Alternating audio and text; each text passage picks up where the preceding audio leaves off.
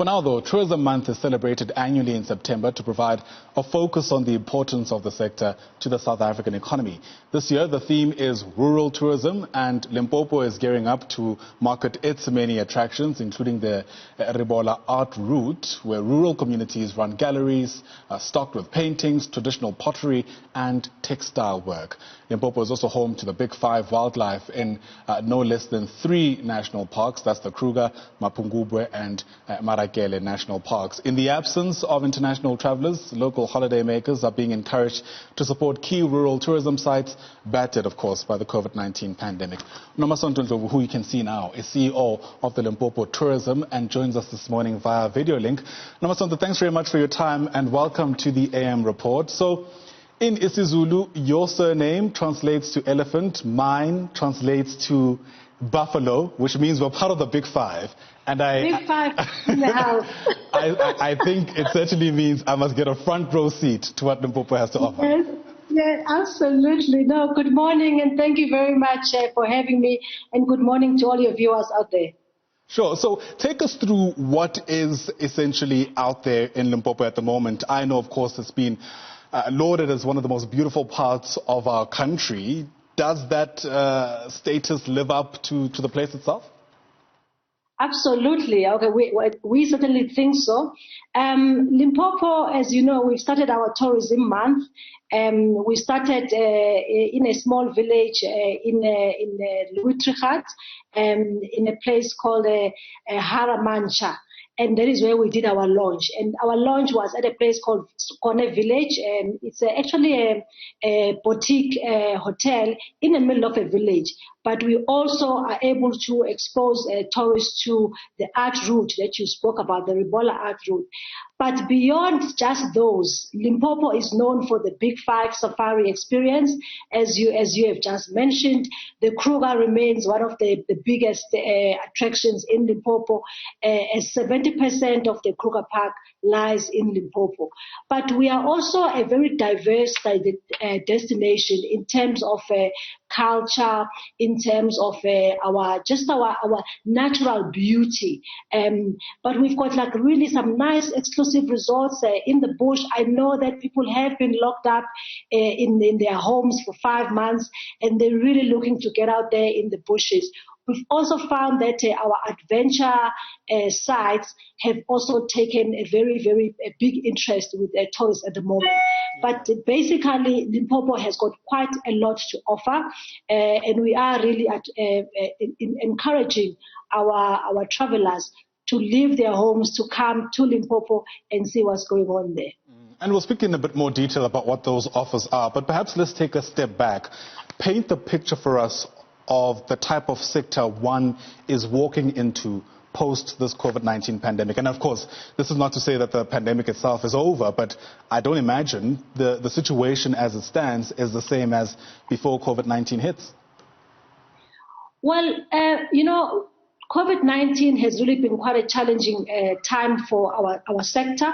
By end of April, we had seen almost 20,000 cancellations across the province. And a lot of our products were really battling.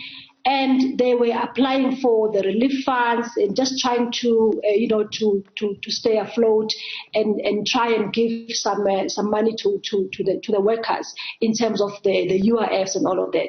So we're coming from a very, very depressed sector that is trying to claw back and trying to really recover. So what we have done is to sit together as a province and put together a recovery plan together with the sector to actually be able to look at what do we need to do to actually grow and then actually get and stimulate the tourism back into the province. And that has started from August. We've started with a whole lot of different activities, one of them being a relief fund that has been availed by the province, the provincial government, for the products that did not make it in terms of the National Relief Fund. But over and above that, we're now assisting the products to make sure that they comply. Because what we know is that people want to travel travel, but they also want the confidence that it is safe for them to be in those establishments. So we are at the moment, assisting the rest of the province with making sure that the COVID protocols that have been put together by the industry body called the TBCSA, they are being adhered to, but also then helping with campaigns now to start getting people to book and to be interested in the province. But what has been quite interesting as well is that a lot of our products have put out specials for people to be able to come to Limpopo in a more affordable way. Travel is not so cheap, so it's really been quite exciting that there's a lot of specials that are going on at the moment right now. One of the most exciting things happening from next week is that we're starting what we're calling the Mahala Week. So all the provincial parks, you can access them from Monday for free across the province, and which is quite exciting for people who would like to really just come and experience our province. Right, and that's exactly what I wanted to touch on. Part of the list of concerns is not only about safety, but it's also about whether or not South Africans can afford to travel in South Africa. And since you've already touched on that, perhaps as we wrap up our conversation, let us know where we can find out more information about this, because I imagine, of course, a lot of people might, at the very least, be interested to explore Limpopo now.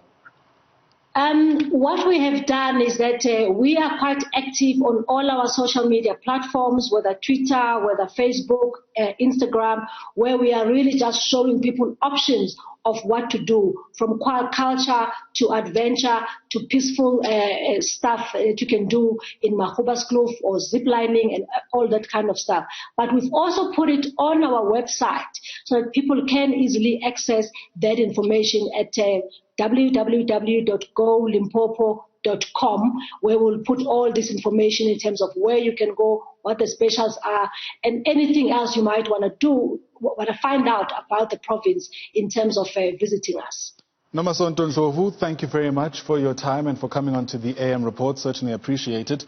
Nomasonto Ndlovu is CEO of Limpopo Tourism. Don't say we never put you on Newsroom Africa. There's something you can get up to as you wind down, if you like, from the labors of the year.